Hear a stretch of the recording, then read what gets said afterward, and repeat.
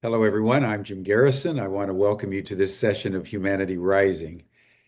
As we delve into this extraordinary artistic form, touch drawing, which is something I've experienced in years past, in the early days of my tenure as president of the university, and which we'll be experiencing today.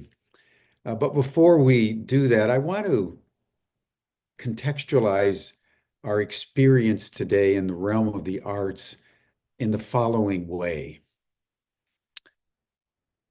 I'm sure all of you have been following the last 2+ weeks of the Trump administration as Trump 2 gets underway. And I think there's been bewilderment, there's been shock, there's been consternation at a variety of the moves that he has been making, the latest and the most bizarre of which was the outcome of the meeting that he had with Israeli Prime Minister Benjamin Netanyahu yesterday, during which he announced that the United States was now going to take over Gaza and turn it into beachfront property.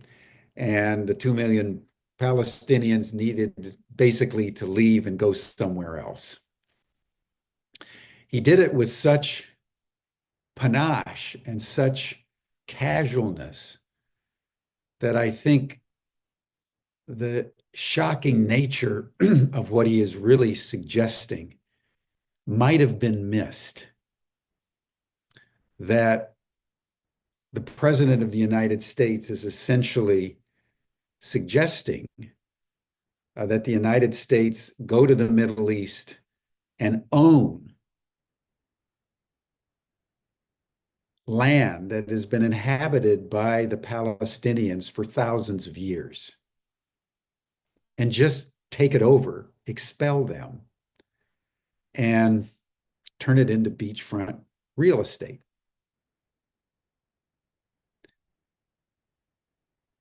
I think the point here is not to dwell so much on Gaza, as horrifying as the proposal is, but rather to make I think, a deeper point that whether it's the President of the United States or most of us watching what's happening, not only in the United States, but around the world, we've collectively lost track of a capacity to connect the dots anymore. Reality is getting more bewildering. Events are becoming more dissociated and disconnected. Extremism of all kinds are beginning to just pop out of nowhere, like a billionaire like Elon Musk being given the codes to the entire Department of the Treasury and the dispersal of $6 trillion that the United States Treasury disperses. And now we find out that it's a 25-year-old techie that's orchestrating the code algorithms and so forth. It's a level of bizarreness that defies rational categorization. And in that state of inability to create a contextual meaning structure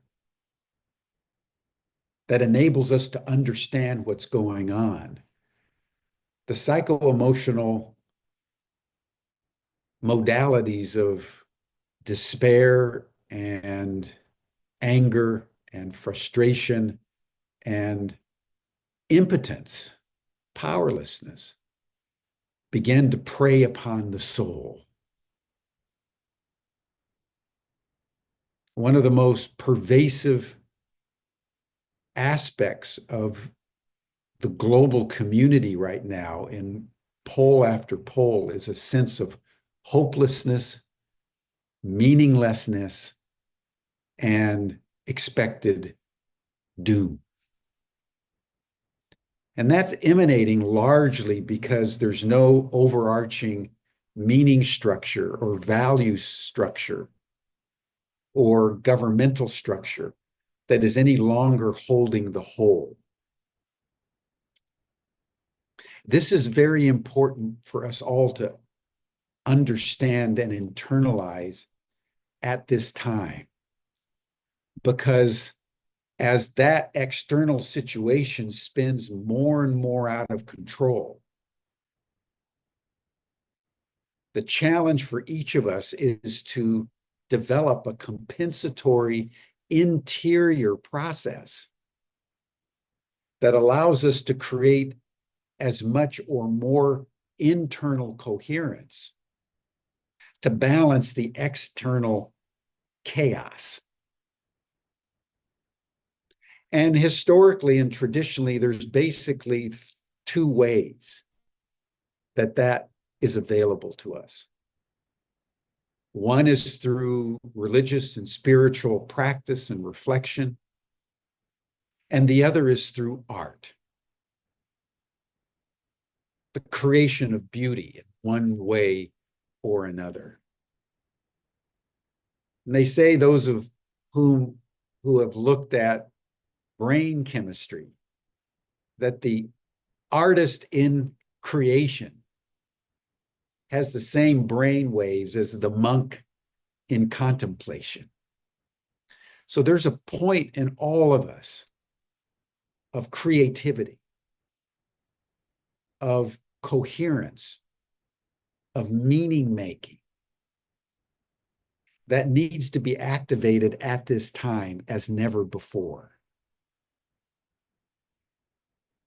And so it's in this spirit that I want to welcome Deborah Koff-Chapin, who I've known for, oh boy, at least 20 years, who was a faculty member in the university right when I was coming in, and she teaches a modality called touch drawing, which she's going to demonstrate right now, which she was led to in 1974, which she's developed as a teaching form, an art form, at museum level artistic expression. She's quite extraordinary.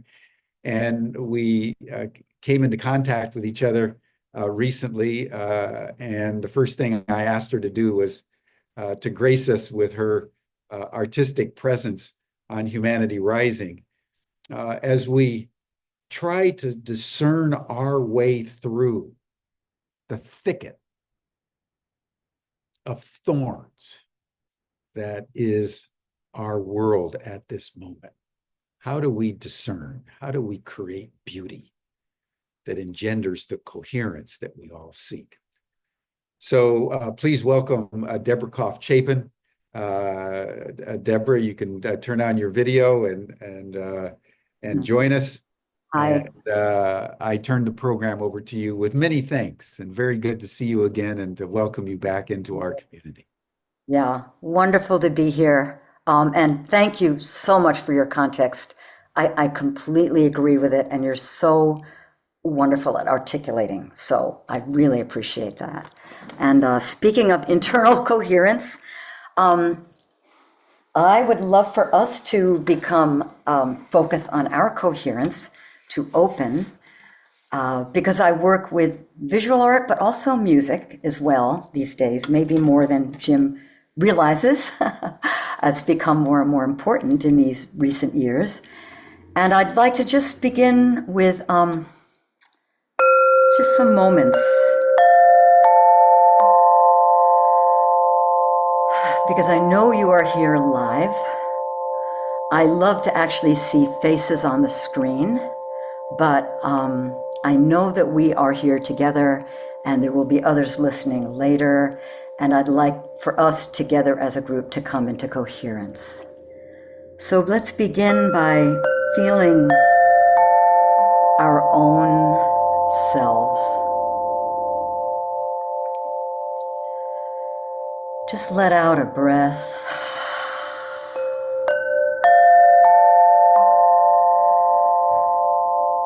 And as you let out your next breath, let it become slightly audible like a sigh.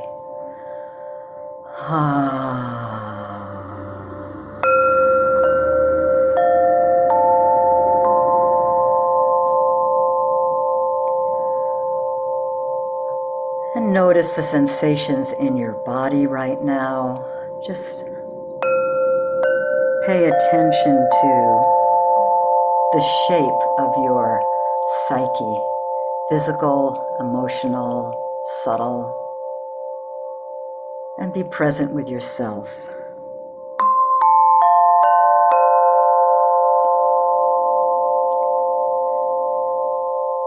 And now let's breathe out into the rooms that we're in on the next breath out.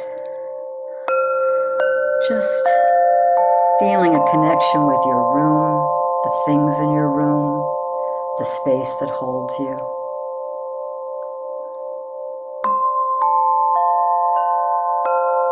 In a sense of mutuality, offering your love to your space. And can you sense a response from the room that you're in?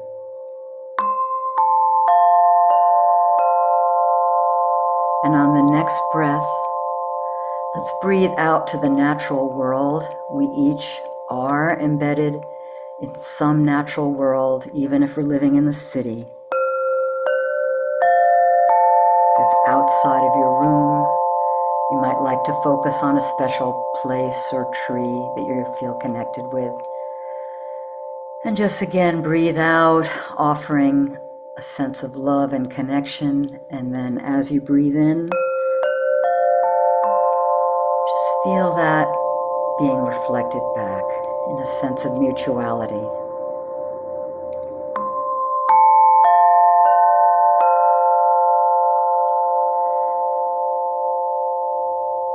And now let's breathe out through our devices into cyberspace, through cyberspace to each other. Reaching out to sense the other people who are gathered here together right now, and also those who will be listening at other times.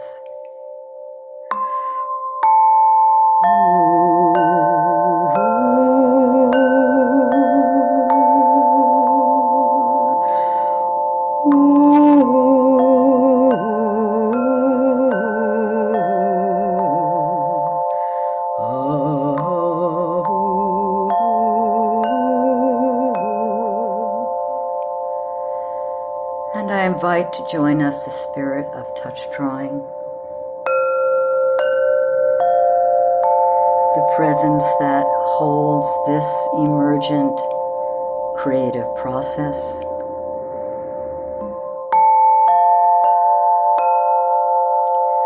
Let's together each sense, what does that evoke for you?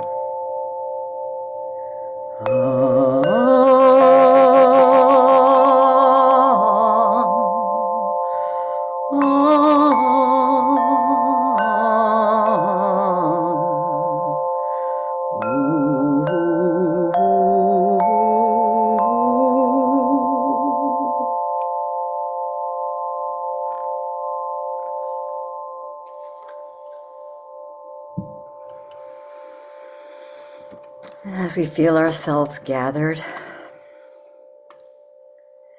I'm really grateful to be here with you. I know times are intense and you could think, why bother? It's so irrelevant to present a creative arts process. And that's why I so appreciate, Jim, your contexting, because it's exactly what I felt when the election results came in. Number one was, okay, really big change. And number two was time to get really serious about deepening, deepening into coherence and into wholeness and spirit. So I have been experiencing holding space with people in these weeks in touch drawing practice groups And I feel that we are so nourished by especially shared creative process. So I'm going to begin by actually showing you touch drawing. It's right here. This is a board, smooth board. There we go. And I have rolled already some paint so you can see that it's wet.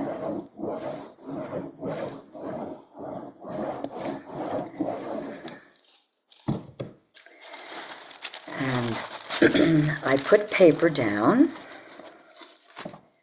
and I will first do a drawing, which is the way I suggest everybody start, and it is how I started. Just moving your hands, letting the nature of your hands make marks on the page. I'm using a thin paper here so you can actually see the drawings. So that's my first touch drawing today. You can see that drawing happened in what? I don't know, a couple of seconds maybe. So this process came to me in 1974, as Jim mentioned. And I'm going to share the story of the process. I'm going to do one more drawing now. Then I'll share the story and some images, and then we will go into conversation with Jim about it. But I'm going to roll the board smooth because you can see there's sort of traces of the previous drawing.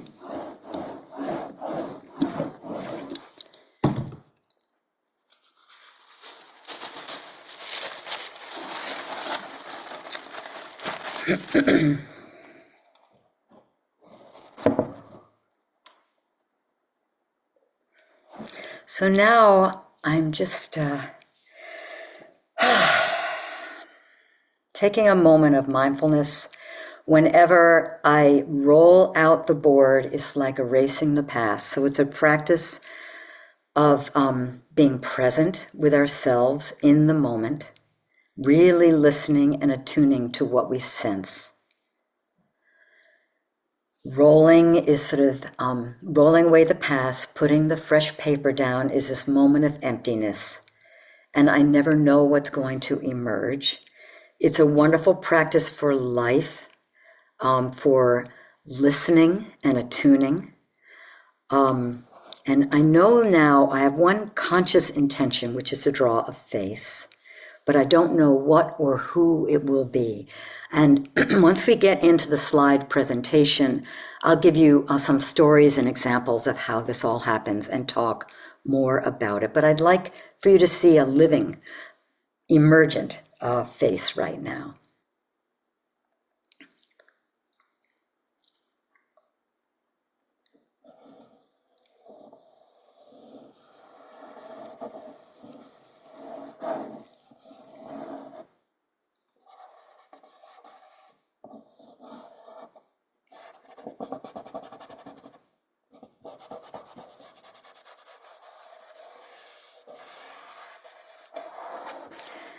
So what I am going for is connection with presence and giving a recognizable, familiar human form to it. And this is so relevant. I've been listening to some of your interviews, Jim. I'm so interested to have conversation with you about this. So I'm just feeling energetic qualities in my own face, but my own face is like a receiving station for presence, and I'm translating into a face. I don't assume that the presence that I am drawing has a face. Maybe it does, but it's making itself available to me. Let's see. There we go. to translate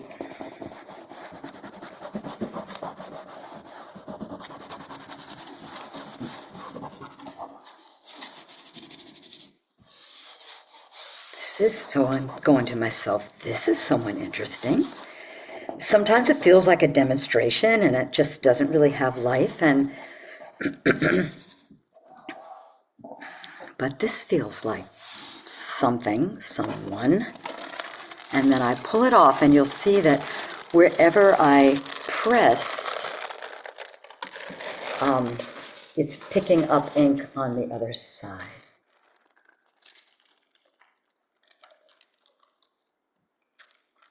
So that is how I do the faces and the other images.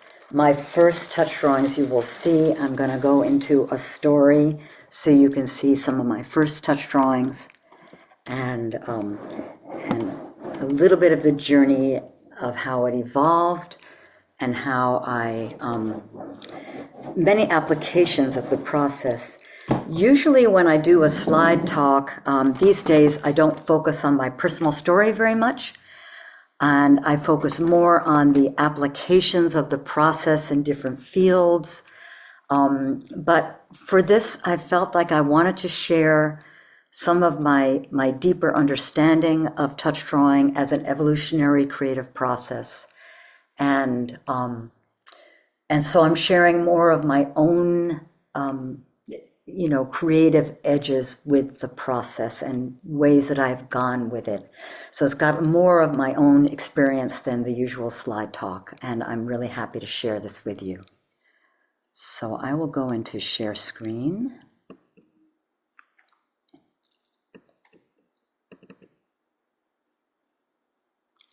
And here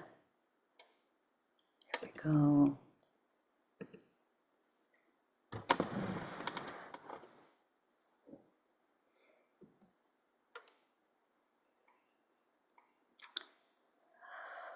So,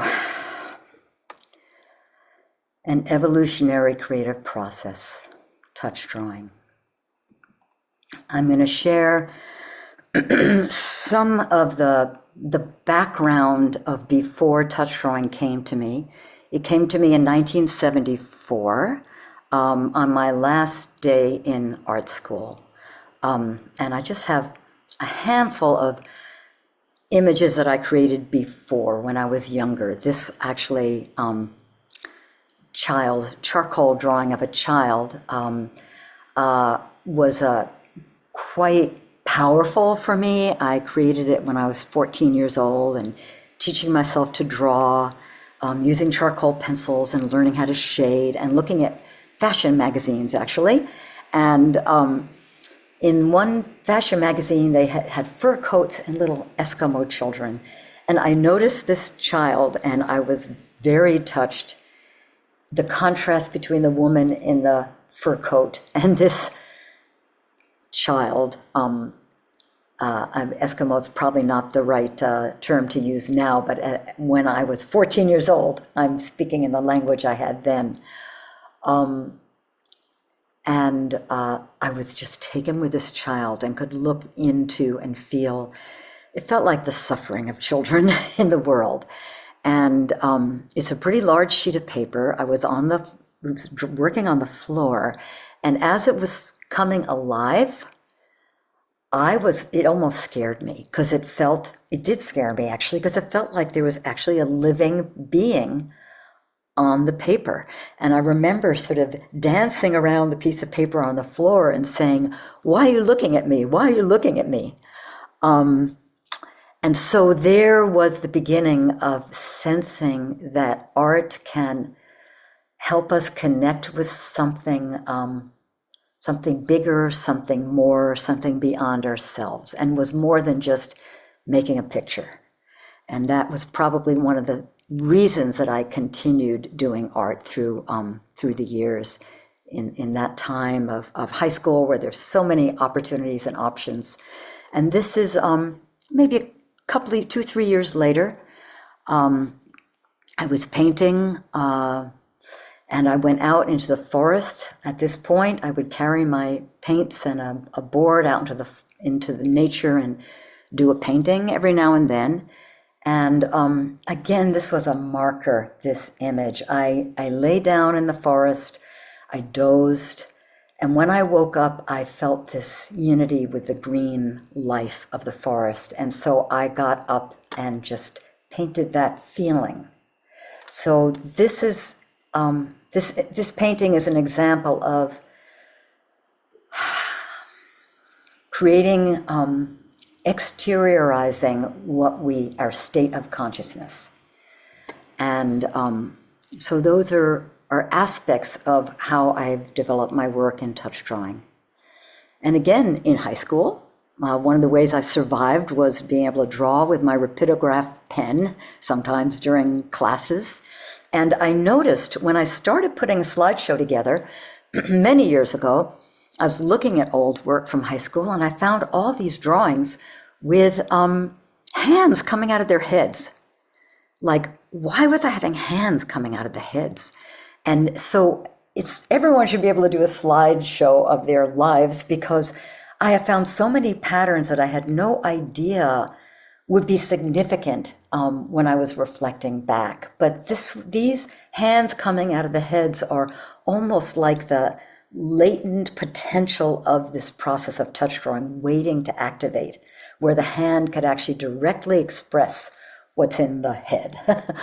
So, and here's another one that felt very related. You saw me draw that face. And this is, again, done during high school with a rapidograph pen. And this is what it feels like. There is a presence. It's sort of around me, above me, related. And I sense it and bring it through into image. So I was pretty amazed when I found this drawing. I hadn't remembered it. Like, that's what I do. That's what I do now. Then I went to art school in New York City. So this is the environment, and isn't it interesting that I actually was expressing my environment?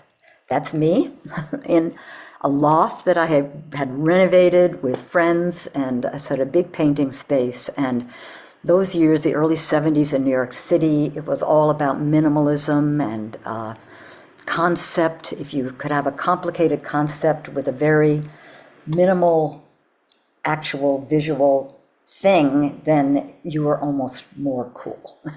So, but I did get into what I feel was a preparation for touch drawing, because these were very much process and movement oriented. I had these canvas panels on the background, and I would move and change them. And they were very contemplative, and I constantly changed the painting by moving the panels, which I think was, again, a preparation in my psyche for the process of touch drawing. But by the end of, by last year in New York City in art school, I was definitely searching for something else. And I'm not sure if you could see in the upper right, my little face may be covering what's wrong with drawing a face. Because that was sort of taboo in art school. And when we drew from models, they were more like objects instead of humans. Draw the form, but don't draw the person. And so all this was kind of embarrassing. So I did these little doodles of faces. And then it also says, study nature. Professional, who cares? I was just giving myself permission to break that conceptual structure that I had been within for, at that point, probably 3.5 years of art school in New York City in the early 70s. I feel like this, giving myself permission to do this little doodle, it actually felt like a dirty drawing to me. It was very embarrassing. I put it away, but I didn't throw it out. And I actually did find it, or you wouldn't see a photograph of it. And I feel like a seed was planted in my psyche in the moment I gave myself permission to question and get in touch with something that was more authentically me. I hope some of these realizations can be relevant to you in other ways that you have grown and opened and deepened and found your way through life. I hope that this is universal and not just the story of touch drawing. And here is another precursor to touch drawing that I only realized again when I was putting slideshows together. This was during my art school years, and there was some retreat land that Cooper Union, my school, owned. And someone pointed out to me that there was this willow and it was making marks in the sand. And I went to look at it and it took me into absolute ecstasy. And I took a whole roll of film to see nature drawing. All of these marks in the sand were created by just the touch of the willow branches. I took a whole roll of film, of slide film, which was a big deal in those days. And you can see how it was primal, it was natural, and I was longing to find, I didn't know that I was looking for touch drawing, but the impulses to be touched by nature, natural creation, and to get back in touch with drawing the humanity directly. They were all there, and I think they brought me to that moment where I did my first touch drawings. And this is one of my first touch drawings. I haven't counted how many there are. They are all on paper towels. And it was the last day of my last year in art school at Cooper Union in New York City. I was helping a friend who I do think was my cosmic plant. I do think that this friend had a role as a catalyst in my life at that time. And so this particular friend asked me to help clean up in the print shop. And I was putting a paper towel down on a plate of glass that had ink on it. And in the moment before I wiped the ink, I actually had a memory of 4 or 5 years prior in a print shop in high school, someone had shown me how you can draw with a pencil on a piece of paper over the ink. And then you turn it over and your drawing, it shows up on the back with a pencil, and then it shows up as well from the ink. I remembered that, but I didn't have a pencil on hand. So I thought, well, I'll just use my fingers. And that's what I did. You can see, remember that first touch drawing that I showed you today? It was somewhat a similar thing, but on a little paper towel. And then here's another.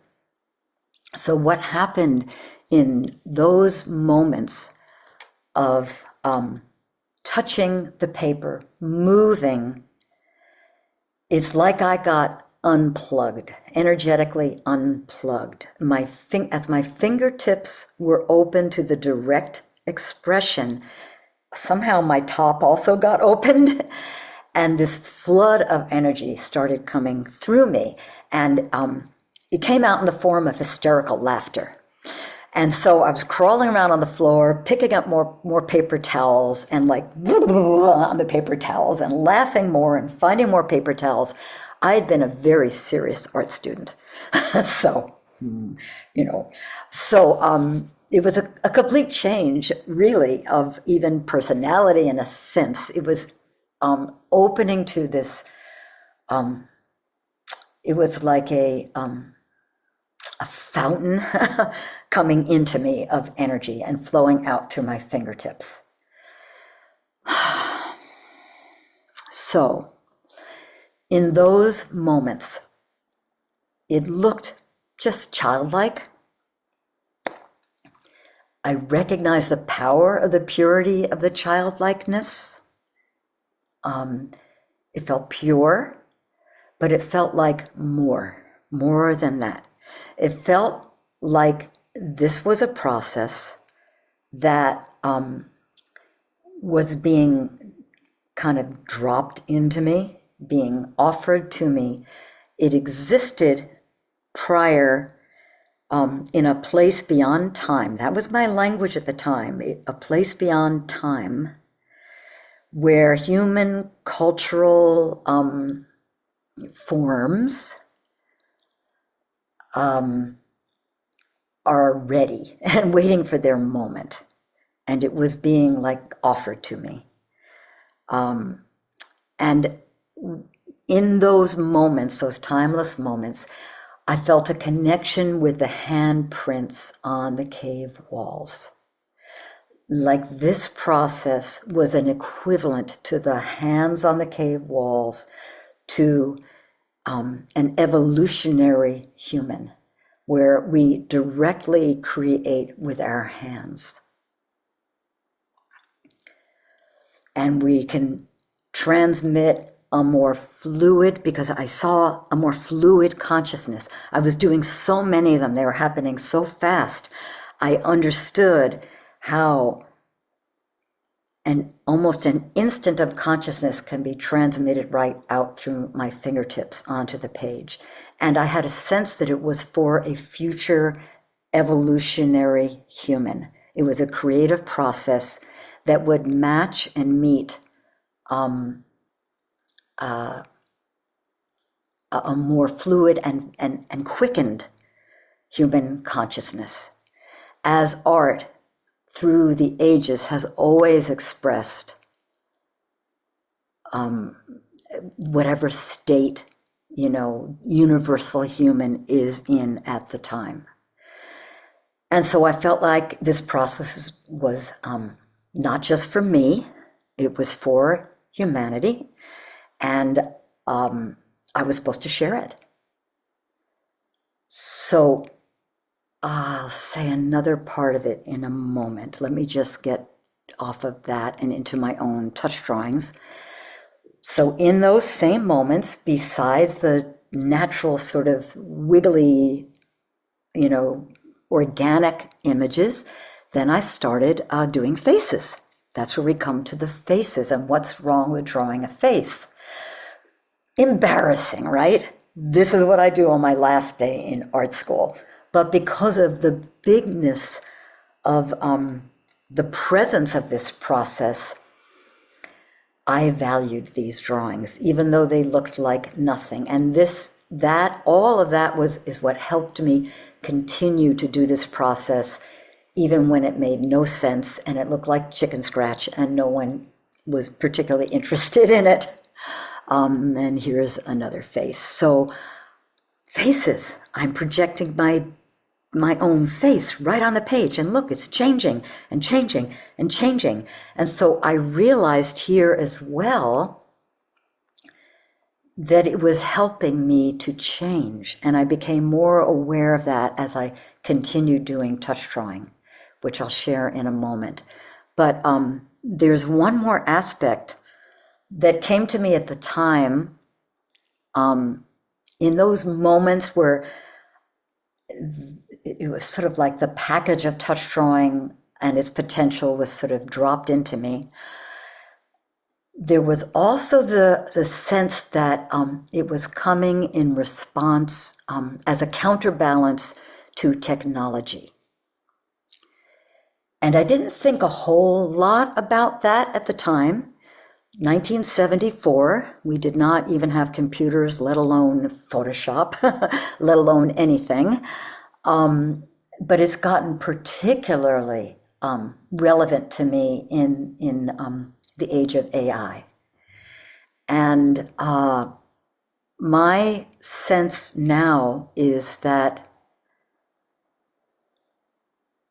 the obvious thing is that there's so much cheapening of images now in the way you could just put words in and AI creates images. That's a whole discussion. These are images created directly with our hands. Yes, this counterbalances the AI creation of images, but also it's just what Jim was talking about in the introduction.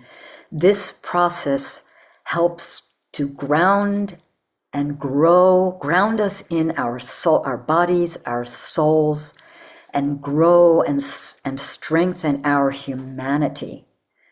And the more there is AI, the more we have to strengthen, deepen our humanity so we can be sovereign humans. And as all the other consciousnesses there are that we are awakening to, I know that's being discussed here in Humanity Rising, we have to stand in our sovereign and sacred human self and be in relationship. And this process helps us. This is a creative process through which we can practice being authentically ourselves and strengthening and accessing deeper and deeper aspects of soul. So, oh yes, this was a very recent find. During COVID, my sister was cleaning house and found a couple of old rolls of film and got them developed and sent them to me, and I got them digitized. And I found when I played Helen Keller in high school. That's me on the right as Helen Keller, and Cheryl Friedman as playing Annie Sullivan. And this, again, the precursors, it was like, oh God, there I am. My hands are touching her face. This is the 3-minute film that my uncle took. And then I'm touching my own face. So I'm getting to know the expression that she has, and I'm mirroring it in my own face and touching my face. I was amazed to find that and realize that that was also like the preparation for touch drawing. So now I'm moving into some touch drawings that I did within the first few weeks of finding the process. You can see there's a little bit of evolution already in my drawings from those just kind of straight little primitive faces. There's a little more energetic sense in my touch, a little more, it's like almost like an energy face. I won't go too much into the details of this story, but it was a very powerful night where, in a sense, I was facing the possibility of my own death, and I did 99 touch drawings. And the fact that I was able to create in the face of that thought form, I stayed in creative process and not fear. I'm going to create with whatever I'm feeling. And so fear did not take over my psyche in that night. I just kept drawing and creating in the face of it. Hopefully some of this can be relevant to us in these times. And then here's a little further along in my touch drawing journey. I was learning to sort of articulate more. I was not always only drawing with 2 hands. You can draw with 1 hand. And this one I called the uglies. So I would take whatever I felt, whatever I feel, this is a safe place. What is the shape of my body? And when we opened today, I said, let's just kind of pay attention to how we feel right now. That's always how we start doing touch drawing. What am I feeling right now? What is the inner sensation, the shape of my psyche? So I don't remember the details of my life, but I felt yucky. And I said, okay, I'm just going to draw and draw and draw. I don't know how many I did, probably 50 something drawings. These were on small paper. But I knew at this point that if I stayed with the process, I would be sculpting my psyche. That each drawing, being in the present and releasing it out onto the paper, was like a stepping stone. Okay, this is my shape right now. And by projecting that out onto the page, I was reshaping. And then I would do my next shape, and it would take me in an inner journey. And this is what I'm meaning about the deepening and growing of our souls, so we can be more fully, deeply our sacred human selves in the face of all of these big things happening on the planet right now. This is a creative process that helps us practice and transform and grow our soul space, our soul bodies, in a sense. And you can see how, in the beginning, that's how I felt, and that's how I felt, and then that's how I felt. This is a selection out of maybe 50 drawings. And I would keep drawing until I felt like, okay, I've changed myself. This feels like where I want to be, and then I could know that my process was complete. I'd been through a transformational drawing process. So those were the uglies. This is one of the uglies as well, but obviously I transformed. But I honored every single state equally. The practice is also learning not to judge and to accept where I was in the moment. And because every step in the process got me to this place. And here's a little later, maybe a couple of years into touch drawing, I've actually learned how to shade. The technique is growing. I'm touching with fingernails and fingertips. Images are becoming a little more formed. This is a very small selection from a larger group, but it gives an essential transformative process that happened within one series, maybe drawing for an hour, I don't know how long. At the time, I identified with the lower being. So I was going through a hard time in life in my early 20s, and so obviously feeling a hole in my heart. I'm not thinking any of it. I'm only drawing feeling and sensation. And then there was this other being sort of floating overhead. I didn't even recognize in a way that was also me, right? But two aspects of me I see now, or some blessing self, blessing being. And in the process of doing this series, you can see this integration that's happening. You can see that whole is becoming more like an open, resonant heart. And there's two sides that are working in coherence with the hands coming up. And then as I got later into this series, something more than me. I began to access a sacred other, a sacred being, a sense of presence. It does look now Christ-like to me. There were no words and no language. I didn't think anything about it. I just did them and I kept them. All this raw drawing of my energetic self, I feel, was like clearing and clearing and clearing my psyche to also be able to then receive impressions of more than self. And here's some journeys. This is pretty early, I think, in the late 70s. I became involved with a woman named Elizabeth Cogburn, who developed something called the New Song Long Dance, and we still practice that in my community, a small group.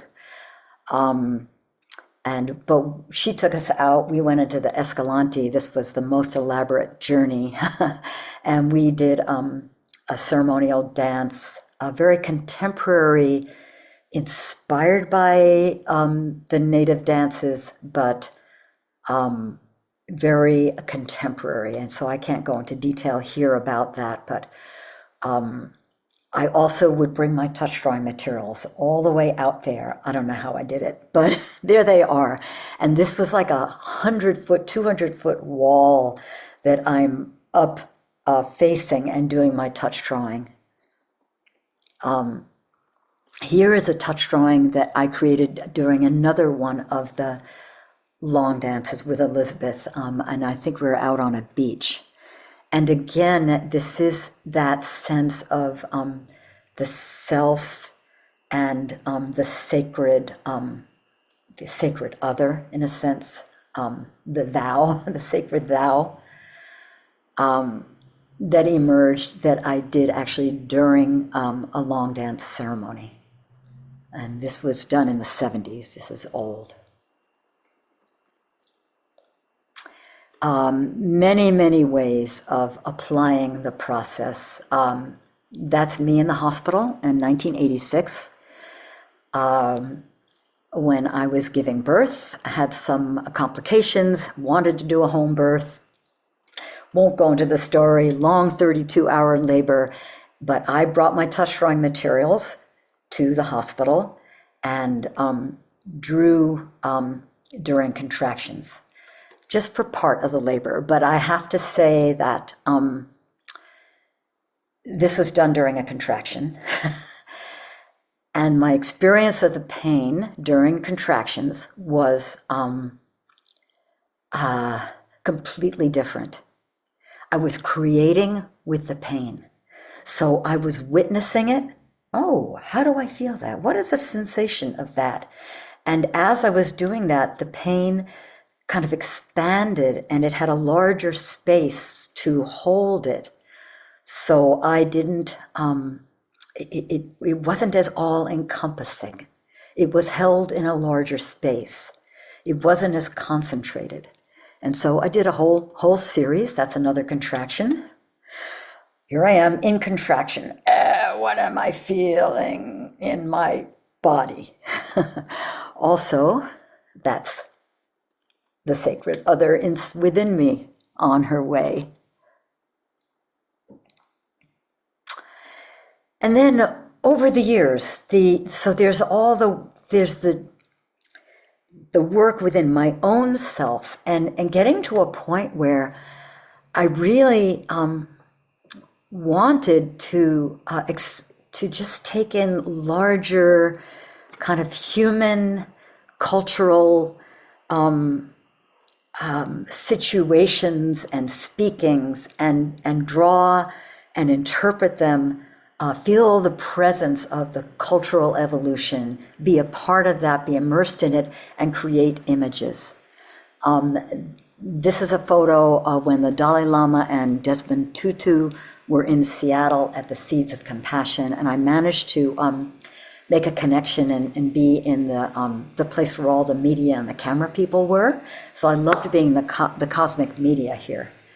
And I did do this when Jim was teaching, and I was back in the Wisdom University days. I would sit every morning and while he was lecturing and do the same process of listening to the content and the feeling tone. It's not direct translation. It's a very intuitive thing of what are the images that come to me in the presence of this this wisdom teaching. And I love doing it. I have developed a connection with the Parliament of World Religions. This is just a couple of years ago at the Parliament of World Religions in Chicago, actually just a year and a few months ago. 5 days intensive drawing all day long. And what I have here is just a little video. My father, he was a leader and he joined her. After Pakistan was made, they together fought for women, girls, and the rights of minorities in Pakistan. My grandmother led scores of women and inspired generations to lead. My father told me when I was getting married, he said, marriage isn't blind subservience to man. Well, my father had written a book, The Life of I love being in the presence of wisdom lineage holders. This is at the dawn of interspirituality. I've been to a few of their conferences, which is almost like a mini Parliament of World Religions. And I love this. I don't have too many photos of anything that I've done, but I have found precious ones. You can see here, I'm not remembering her name right now, a wonderful elder, and the drawing, she's looking at drawings that I had just done while she was speaking. So you can see this face on the lower right. and you can see her, and something of the presence of her soul is translated onto paper here, and here's the drawing.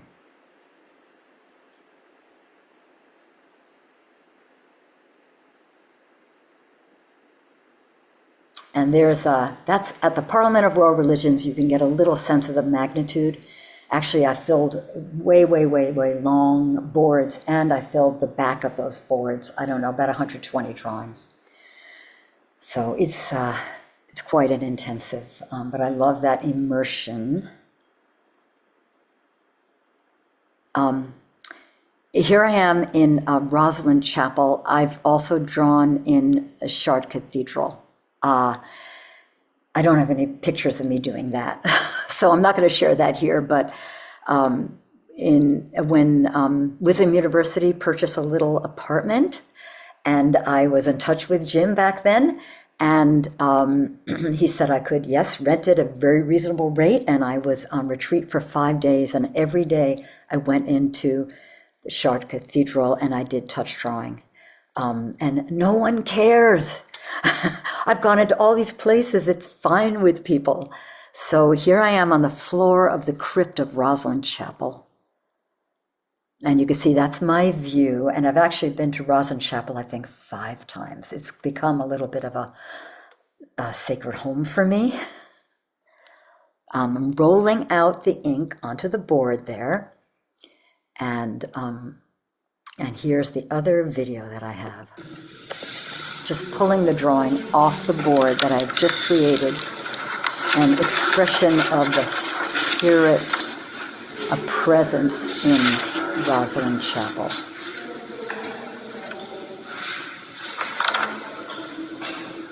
It's hard to get total quiet time there, you know, but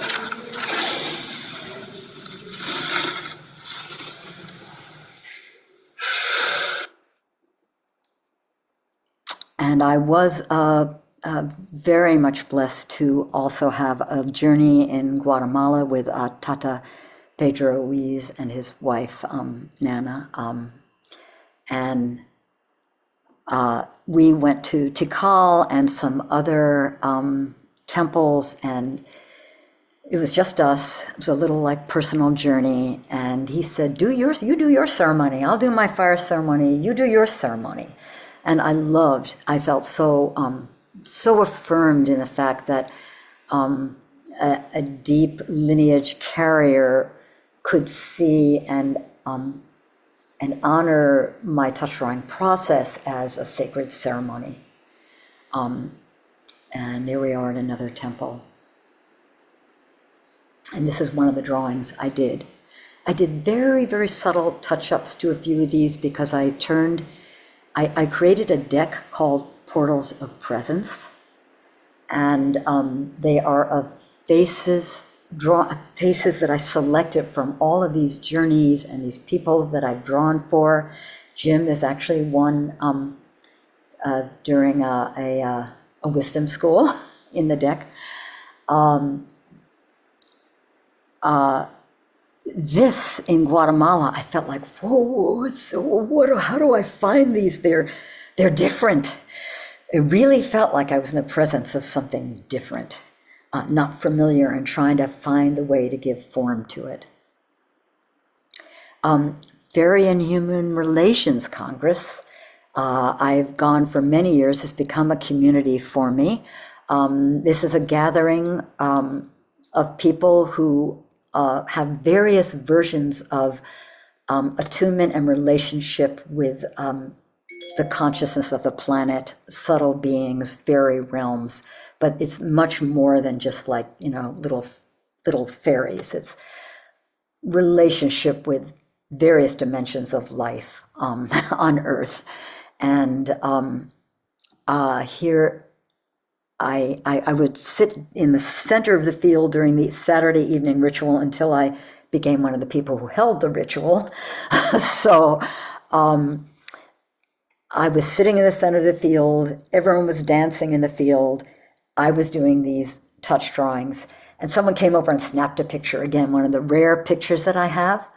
And the wonderful sensation of drawing at Fairy Congress was like I was the face painter at a festival.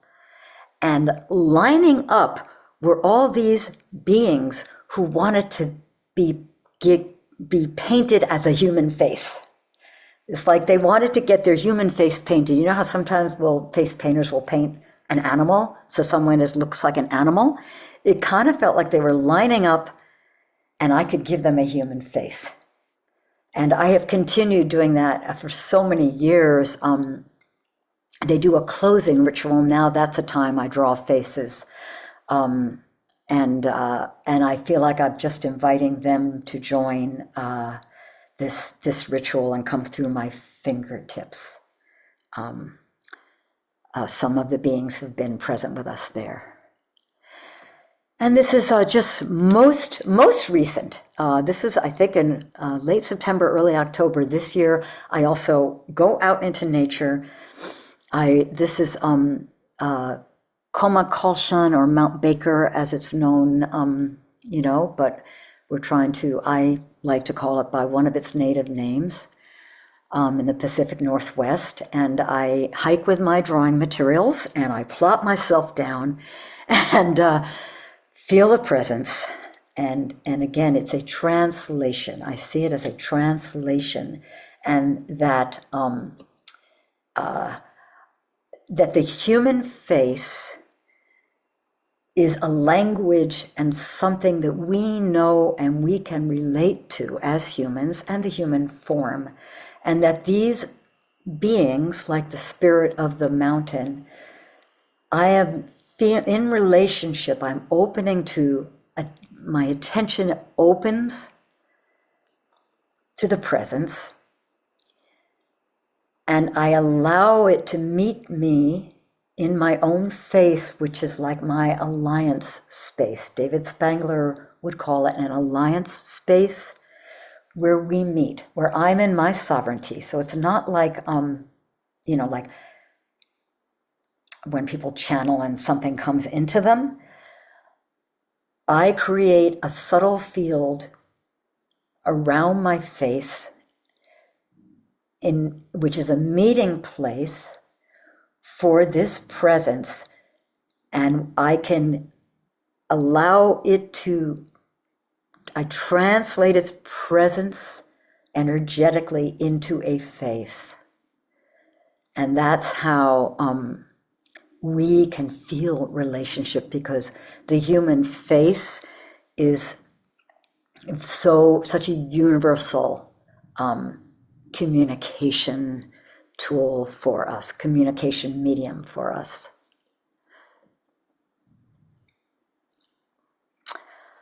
So that's that's the story. And now I'm going to go into a few minutes of about 6 minutes of just pure images. So I invite you to just open your eyes. And I'm going to play some very simple music. I've actually decided to keep it with the chimes here. I have crystal bowls and all kinds of things, but technically I'm not sure if that's working so well. So I'm going to go with what I know will work here. And I'm going to get us going. So first there'll be a sequence of faces. I invite you to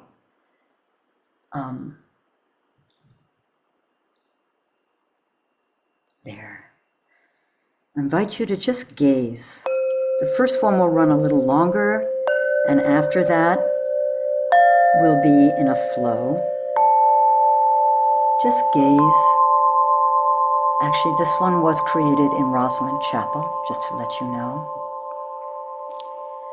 And allow these beings to just come into relationship for a moment.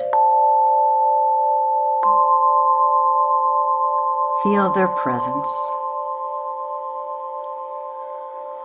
Om.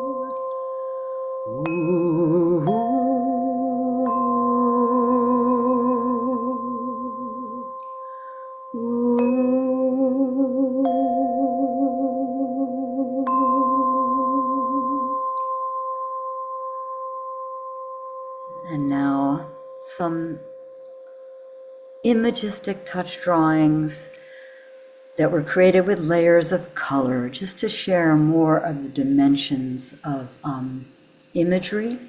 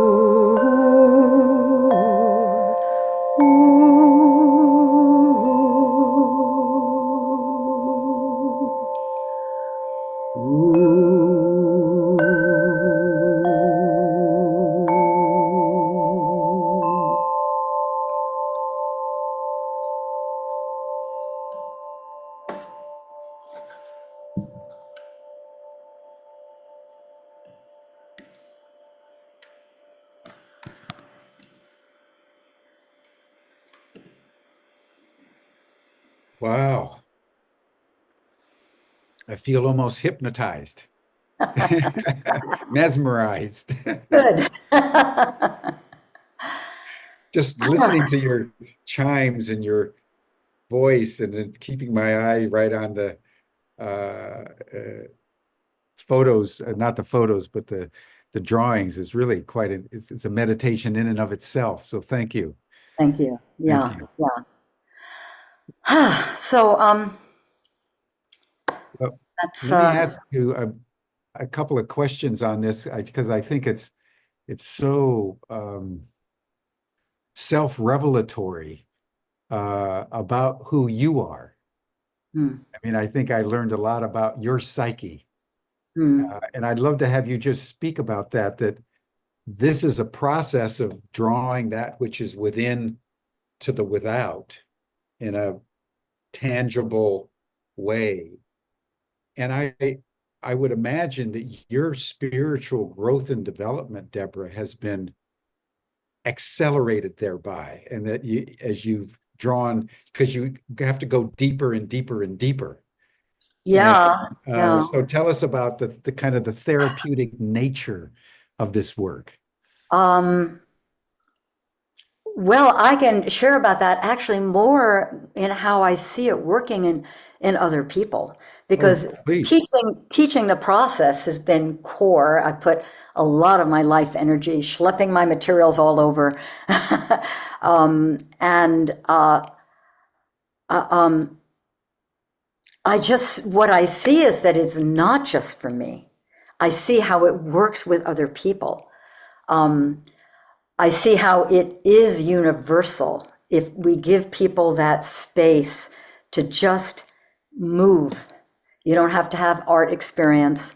Just put your hands on the paper and move.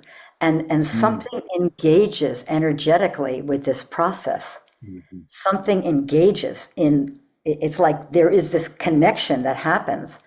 And I think another thing I recently got a clear articulation of, it's as an evolutionary process, it is a portal to this evolutionary spirit. So the process itself, I think, gives us access to what I call the spirit of touch drawing. I don't know what it is, but I invoke it and I feel it. And it's a portal to mm, this potentiating field so that we can each grow, and deepen and kind of bring our souls more fully here, bring that soul level more fully here. And the permission to do the very expressive, scratchy, anything drawings establishes that connection. And it establishes that connection in ourselves, to where the moreness, we have access to the moreness. And when we, and both of our own and our own being, as well as the moreness of, mm, that listening to the planet, to the trees, to all of what we have to do. David Spangler would call it, because I would say that I'm a student and friend of David Spangler, who's continued way beyond the Findhorn work. But he would articulate it as to be a Gaian human. There's an evolutionary process that we're in to become Gaian humans. And a Gaian human is able to have access to these different realms. We can stand in a place almost like a transformer, and nature realms, angelic realms, techno realms, that it's now a time to learn how to, that's why I love your term, the mother tongue, how to come into relationship with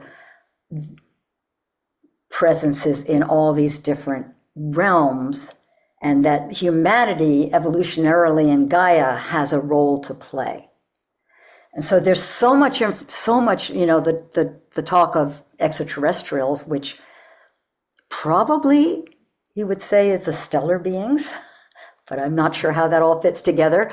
But I think we have to remember to honor the sacredness of our role on the planet, and not give that away, get stronger in our own humanity so that we can relate with all of these other life forms and consciousnesses. mm, And so touch drawing as a practice is an artistic practice that can help us develop that way of being. Well, you know, what you're saying reminds me very much of what Susan Manowich was saying yesterday on Humanity Rising, as she was Yeah. differentiating between emotional intelligence, which is the feeling, Mm-hmm. intuitive intelligence, which is a kind of a knowing, Yeah. clairvoyance, and what she calls plasma intelligence, which is the awareness of all the ways life is manifesting inside and outside. I listened yesterday, and when she was talking about plasma, I was going like, That's what you're "Ooh, doing. that feels right." Yes. Yeah. Yes, Yeah. exactly. It's like Yeah. when I'm feeling a face, it's like a plasma kind of changing form. That's what the alliance space is, this plasma where I can form a face. It can Yeah. form into a face for me to know it. But Yeah. it's not just for me. The doing of I've taught it enough. And now I have online Zoom circles where we practice together. And the circles that we have had since, the times have gotten more intense the last, couple of months, have been so filling for us, so nutritional.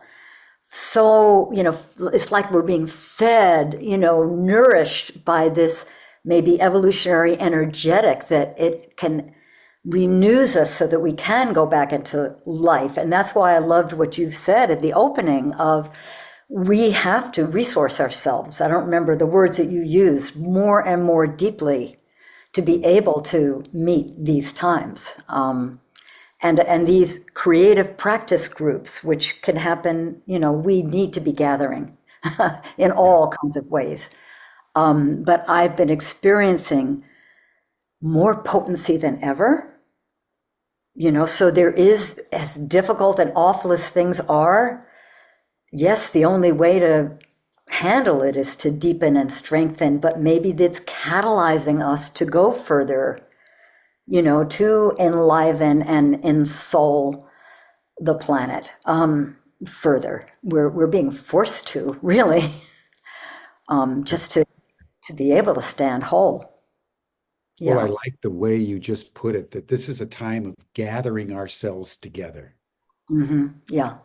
As individuals, as communities, as peoples, as a global network. It's a time of gathering because we're being dispersed. Yeah. There's an orchestrated, I think, campaign to isolate us, to confuse us, and to disempower us. Yeah. So we have to gather ourselves together. That's a beautiful way to put it, Deborah. Thank you. We have to gather ourselves together. Yeah. Yeah. And, we have to do it in person. We have to be connected with our local communities, but Zoom is a miracle. It's amazing. And we are connecting right now. We are actually energetically connecting. And when we gather in Zoom and we go for that deepening presence with each other, we can feel those fields strengthening. Yeah.